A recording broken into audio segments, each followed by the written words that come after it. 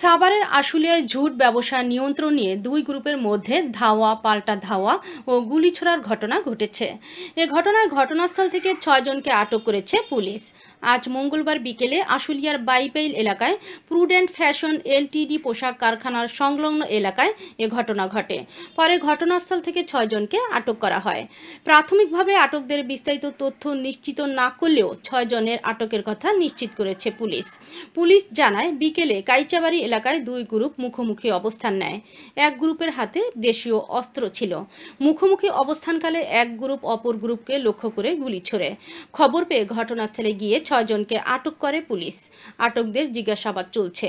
এ ব্যাপারে আশুলিয়া থানার ওসি তদন্ত কামাল হোসেন বলেন, ঝুট ব্যবসা নিয়ন্ত্রণ নিয়ে গুলি ছোড়ার ঘটনায় ৩৫টি দেশে অস্ত্রসহ ৬ জনকে প্রাথমিক জিজ্ঞাসাবাদের জন্য আটক করা হয়েছে। এ ঘটনায় একজন আহত অবস্থায় হাসপাতালে পাঠানো হয়েছে। বিস্তারিত দেখুন স্টাফ রিপোর্টার বাবুল আহমেদের প্রতিবেদনে।